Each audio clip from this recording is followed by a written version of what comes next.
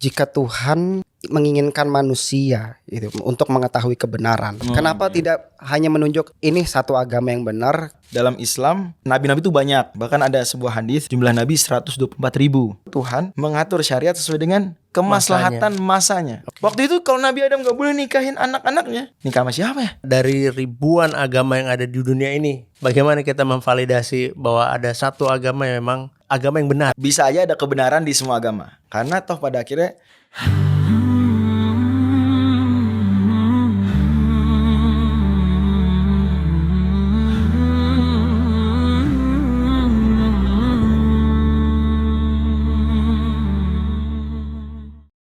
Assalamualaikum, The Sungkars and Friends. Kembali di Ramadan Series bersama Ustadz Nur Fajri. Terima kasih Ustadz sudah menemani. Ya, sama-sama kita meneruskan episode kemarin.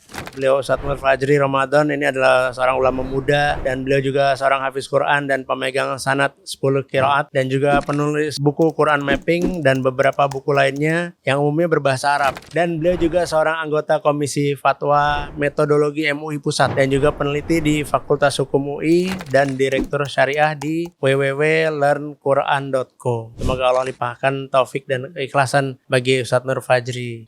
Tapi kali ini ada teman saya yang penasaran nih, dia kayaknya pengen nanya nih. Boleh. Dan saya dapat contekannya, kayaknya pertanyaannya cukup menarik juga. Oke. Kita persilakan aja Mas Krisna. Silakan. Kalau mau bertanya. Assalamualaikum warahmatullahi wabarakatuh. Waalaikumsalam warahmatullahi wabarakatuh, Mas Krisna. Ustadz, saya mau bertanya nih. Ini mengenai tentang inconsistency revelations. Saya pengen bertanya nih, di dunia ini nih sekarang nih kan kita punya banyak berbagai macam ribuan agama gitu ya, dari agama Islam, Kristen, Buddha dan segala macamnya lah, yang mungkin saya tidak bisa sebutkan satu-satu. Saya pengen tahu ribuan, Iya. banyak banget. Nah, saya mau bertanya nih, kayak jika Tuhan tuh menginginkan manusia itu untuk mengetahui kebenaran, mengapa ya dia membiarkan dengan berbagai macam ribuan agama itu dengan kitab suci yang berbeda-beda itu, kenapa kita tuh di seakan-akan tuh kayak diadukan untuk berargumen satu sama lain, mencari kebenaran yang mutlak. Jadi maksudnya Tuhan tuh apa, dia membuat kita bisa seperti itu gitu, kira-kira seperti itu. Terima kasih banyak Mas Krisna. Maksudnya kenapa nggak diturunin satu udah selesai? Iya gitu. betul. Kenapa tidak hanya menunjuk ini satu agama yang benar, kalian tidak usah berargumen, kalian hidup happily ever after. Oke, gitu. Terima kasih. Baik, terima kasih banyak Mas Krisna ya. Terima kasih juga Bang Indra nih udah membuka wawasan kita dengan pertanyaan nih, mempersilakan untuk bertanya ya. Jadi begini, satu hal yang kita harus selalu hadirkan di benak kita ketika bicara kebijaksanaan Tuhan di dunia kita ini adalah, dunia ini bukan dunia senang-senang saja, tapi dunia ini dunia ujian. Ada senang-senangnya tapi garis besarnya ujian. Sehingga senang-senangnya pun ujian. Gitu. Allah firmankan di surat Al-Mulk, huwallazi khalaqal mauta wal hayata liyabluwakum ayyukum ahsanu amala. Allah ciptakan hidup mati untuk menguji di antara kalian siapa yang lebih baik amalnya. Nah, tadi bertanya kenapa enggak satu nabi dan seterusnya gitu ya. Atau bahkan melihat sekarang banyak agama. Kita harus dudukkan dulu. Yang pertama, dalam Islam nabi-nabi itu banyak ya. Bahkan ada sebuah hadis riwayat Imam Al-Bazzar dan lain-lain, jumlah nabi 124.000. 124.000 nabi sepanjang sejarah. Yang mungkin kita ketahui baru sebatas beberapa. Sehingga jangan juga kita batasi para nabi cuma di Timur Tengah, enggak begitu. Ya, bahkan para ulama pun membahas, Buya Hamka dan lain-lain, ulama-ulama klasik juga. Boleh jadi tokoh-tokoh di berbagai peradaban di luar Timur Tengah, di Tiongkok, di India, di Afrika, perhaps di Nusantara, itu boleh jadi mereka nabi. Tokoh-tokoh. Terus kemudian ajarannya terdistorsi sebagaimana Nabi Musa, Nabi Isa pun dalam pandangan kita umat Islam, dan memang objectively begitu. Ya terdistorsi ajarannya, sehingga ada beberapa hal yang berubah dari ajaran Nabi Musa dan Nabi Isa, tidak original lagi. Maka agama-agama ada dua kemungkinan. Bisa dia memang tadinya ada nabi betulan, kemudian corrupted nih. Jadi yang kita lihat sekarang corrupted version dari nabi tersebut. Sehingga seolah-olah tokoh tadi mengajarkan hal yang mengandung kemusyrikan dan seterusnya. Oke. Itu kasus pertama. Kasus kedua, memang ada beberapa agama yang dia invented, memang manusia bikin, nggak ada wahyunya di situ. Bikin agama. Kalau ada orang mau bikin agama sekarang masih masuk akal mungkin aja ya, gitu. Atau dia ngaku nabi misalnya, walhal nggak begitu.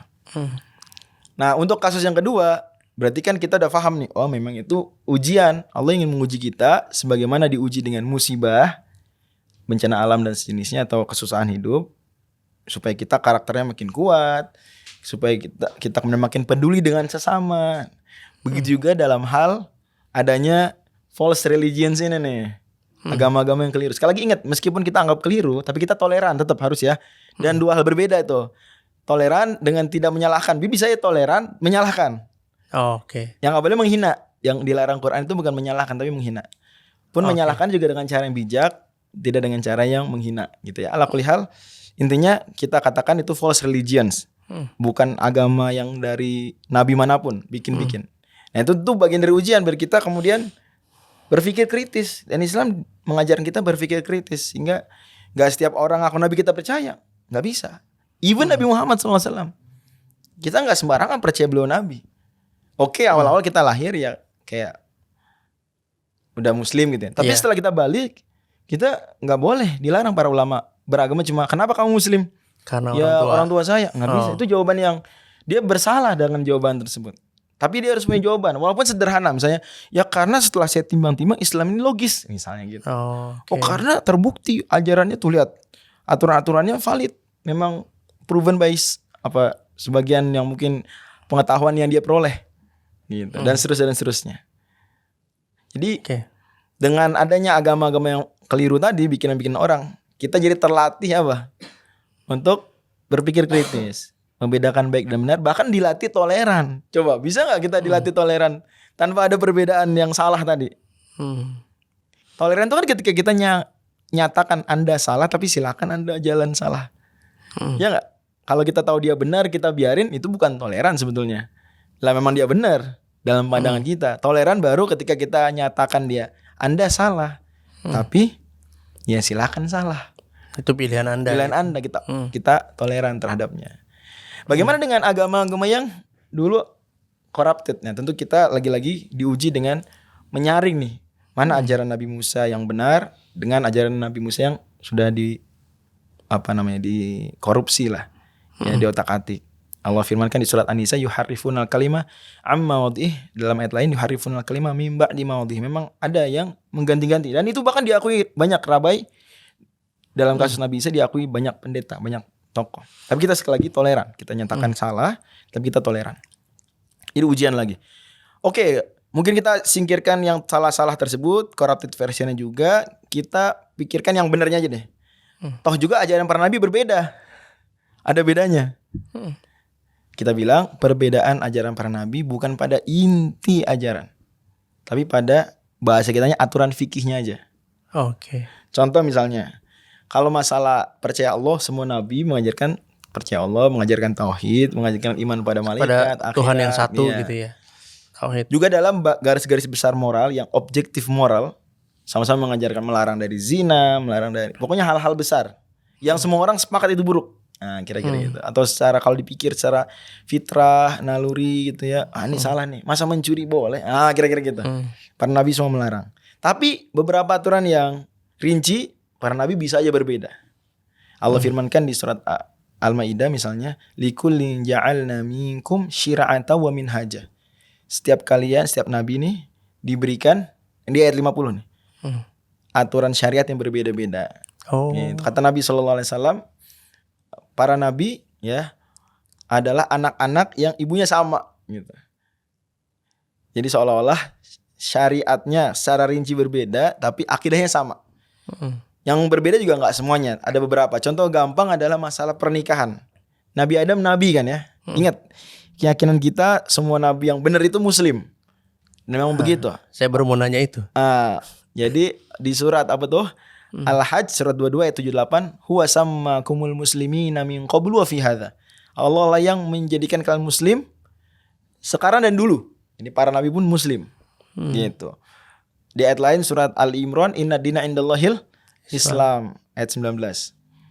Jadi semua nabi muslim ya, enggak semua mereka kemudian mengatakan Islam, karena Islam sendiri bahasa Arab, para nabi bahasanya macam-macam. Jadi bisa aja mereka menyebut keyakinan dengan beragam nama ya. Tapi esensinya mereka satu akidah. So Nabi Adam sama-sama Islam, mengajarkan tauhid dan seterusnya. Nabi Muhammad juga, bedanya apa? Nabi Adam membolehkan nikah dengan saudara seayah seibu. Coba Nabi Adam sama Hawa alaihissalam. Mereka kalau nyari besan siapa? Gak ada. Walhal cuma mereka manusia waktu itu. Nah, jadi diizinkan lah waktu itu syariatnya boleh nikah dengan saudara seayah seibu. Yang nggak boleh waktu itu, aturan fikihnya Nabi Adam nih, nikah dengan saudara kembar. Dalam Al-Bidayah wa Nihayah, Imam Ibnu Katsir bawakan riwayat bahwasanya Nabi Adam ini beranak kembar terus, laki perempuan, kembar lagi perempuan, kembar lagi perempuan, dan seterusnya, kecuali yang terakhir Nabi Syith.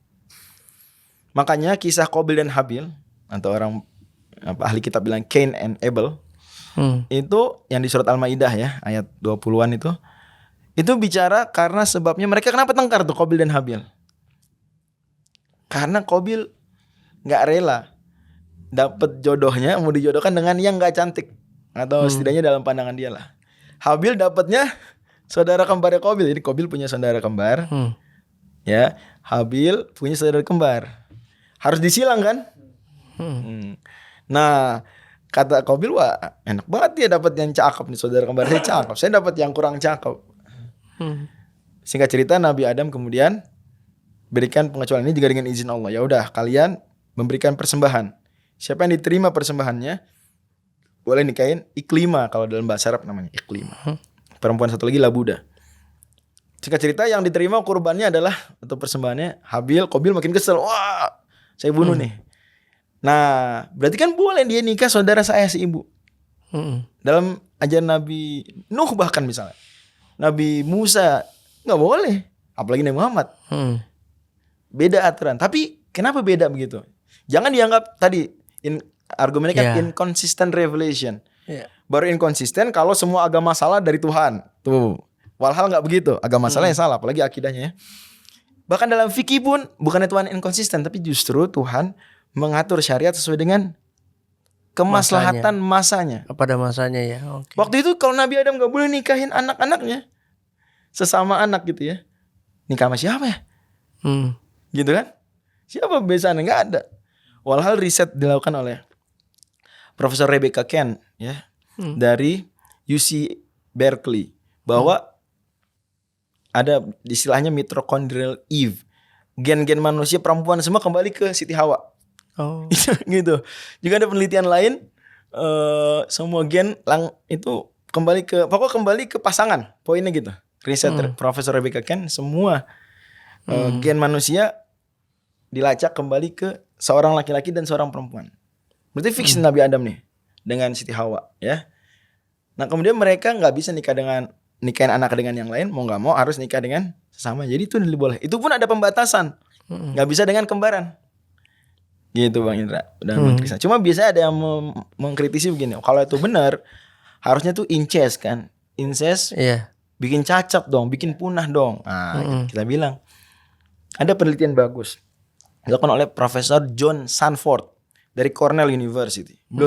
Beliau bilang bahwa gen manusia generasi awal itu lebih murni.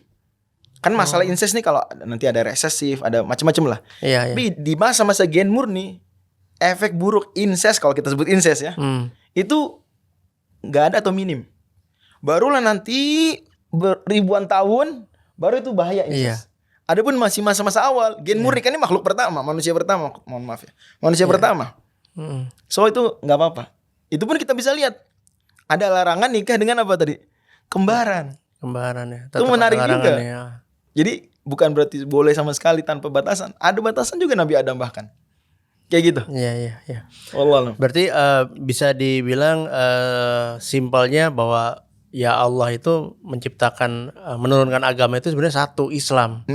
Cuma memang pada saat sudah disampaikan ke dunia, memang Ada yang corrupted tadi, Iya, corrupted religion. mengubah atau bikin Iya. bikin sendiri atau menentang dan seterusnya. Iya, atau ada yang tidak sesuai dengan keinginan tokoh tertentu, Iya. misalkan dirubah ininya gitu. Dan Tuhan mengizinkan itu karena Tuhan memang menguji. Jadi kalau ada orang mau jahat ya Tuhan takdirkan. Ya, Oke. Anda mau jahat pilih.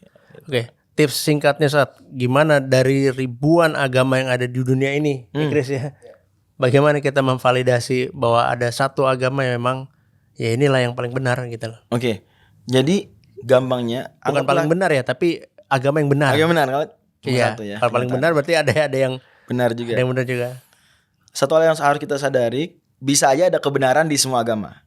Ada kebenaran Oke. moral kah, bisa aja. Karena toh pada akhirnya ada banyak agama yang awalnya adalah benar. So, masih ada dong kebenaran tersisa. Itu poin penting pertama. Oh, kayak moral-moral kayak tadi. Iya, apalagi dilarang moral-moral mencuri, yang memang objektif dia. dilarang Apapun ya. agamanya, dimanapun dia berada, ya itu salah atau itu baik, misalnya contoh. Oke. Jadi jangan kita terkecoh hanya gara-gara satu agama ada kebenaran, terus berarti benar semua. Atau itu agama yang benar berarti. Enggak. Yang kedua, kita selalu kalau menilai agama perhatikan inti ajaran agamanya. Bukan Intinya. yang diperdebatkan sesama tokoh agamanya, apalagi yang disalah praktekkan oleh banyak pengikutnya. Itu poin Oke. penting. Jadi jangan ngelihat agama ini salah kenapa? Tuh lihat orang-orangnya. Lah, Oh, jangan oke. begitu. Atau isu yang diperdebatkan ulama gitu saja. Kalau ulama debat ya kan bisa jadi yang benar yang salah satunya kita nggak bisa pastikan gitu. Dan Allah memang beri ruang ada perdebatan internal biar tadi toleran, berpikir, diskusi dan seterusnya. Jadi itu 2 tipsnya. Terus 3, kita nggak perlu mengecek semua agama. Kita cukup cek, terserah kita mau mulai dari mana bebas. Ya tentu kita paling-paling biar efisien kita akan mulai dari yang menurut kita kemungkinannya terbesar dia yang benar. Silakan. Nah, once kita dapat inilah yang benar, berarti otomatis dan agama ini bilang yang lain salah. Berarti kita nggak usah capek-capek nyari yang lain. Jadi kita dapat nih, udah cek agama A. Ternyata ada kesalahan. Ini ngaco nih, nggak benar nih, nggak logis apa segala, nggak valid bukti-buktinya. Agama B, dan seterusnya. Pas agama C, bener nih, bener. Intinya nih, bener. Dan dia bilang lagi nih, bahwa yang benar cuma agama ini, agama lain salah. Nah maka kita kalau udah begitu, nggak perlu cek agama lain. Oke.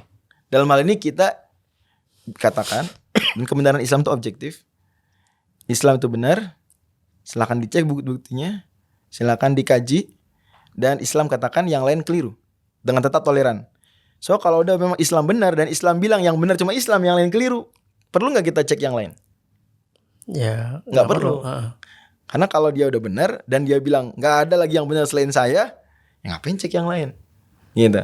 Walaupun bisa aja ada orang tetap mengecek, silakan aja, boleh-boleh aja. Tapi kalau mau efektif sebenarnya dan efisien, cukup beberapa agama sampai dia ketemu yang telah benar dan mestilah kalau dia jujur dalam pencarian itulah Islam. Demikian. Ya, dan kita bisa buktikan itu, insyaallah taala. Dan kemudian dia nggak perlu cek lagi agama lain. Tapi kalau dia mau boleh-boleh aja, nggak apa-apa. Silakan ya. Dia selalu setiap saat dia cek boleh-boleh aja. Tapi pada akhirnya akan kembali kepada yang dia temukan benarnya itu. Adalah keliru kalau semua dicek kecuali Islam. Misalnya saya pikir itu juga kayak apa ya? Kurang bijak. Harusnya kalau dia bijak yang besar-besar dulu nih, gitu ya misalnya. Oke. Kayak gitu. Berarti dimulai dari agama besar dulu Kira-kira ya. atau bisa juga dari agama yang mengklaim dia saja yang benar. Oke. Kan menarik tuh. Ini kok dia mengklaim dia aja yang benar nih. Kalau agama yang dari awal bilang semuanya benar, ya berarti kita nggak masuk agama itu juga nggak masalah dong. Dapat nggak poinnya Bang Indra? Dapat. Yeah. Benar. Jadi kita cek yang besar, selain besar juga yang bilang dia doang yang benar. Kalau ada agama jelas-jelas bilang saya benar dan yang lain juga silakan benar. Ya, ngapain saya peluk agama ini? Toh juga pas saya otomatis benar. Yang menarik kan justru apa? Ini ada agama bilang dia aja benar, yang lain salah. Wah, kenapa nih? Oh, oke. Menarik. Gimana Chris? Udah. Alhamdulillah. Oke. Ustaz, terima kasih Ustaz. Ya. Untuk episode kali ini sebenarnya pengen lebih panjang, tapi ya mudah-mudahan nanti ada Bisa. waktu lagi ya Ustaz ya. Insyaallah. Ada banyak sebenarnya pengen bahas pluralisme agama, ada sinkretisme. Masya Allah, Itu Masya Allah. pengen dibahas sebenarnya. Nanti next episode ya Ustaz. Mudah-mudahan Allah Terima berikan kasih taufik. banyak Ustaz Nur Sama-sama Fajri. Bang Indra. Sampai bertemu di episode berikutnya. Wassalamualaikum warahmatullahi wabarakatuh. Tahukah kamu, membaca Quran dengan tajwid yang benar hukumnya fardu ain. Faktanya, 92% bacaan Al-Fatihah belum sempurna. Di Indonesia, hanya 45% Muslim yang dapat membaca Quran dengan benar. Disinilah Learn Quran Tajwid hadir, aplikasi untuk belajar tajwid dan menyempurnakan bacaan Quran. Dapat digunakan kapanpun dan dimanapun. Dengan kurikulum yang lengkap serta diverifikasi oleh para ulama. Materi disusun sistematis, teori, latihan, dan evaluasi. Cocok untuk semua tingkat kemampuan, dari dasar hingga tingkat lanjut. Dilengkapi suara qori bersanad, contoh ayat langsung dari Quran, scoring pada setiap tes evaluasi, serta berbagai fitur lainnya. Aplikasi karya anak bangsa ini telah digunakan oleh jutaan orang di lebih dari 190 negara.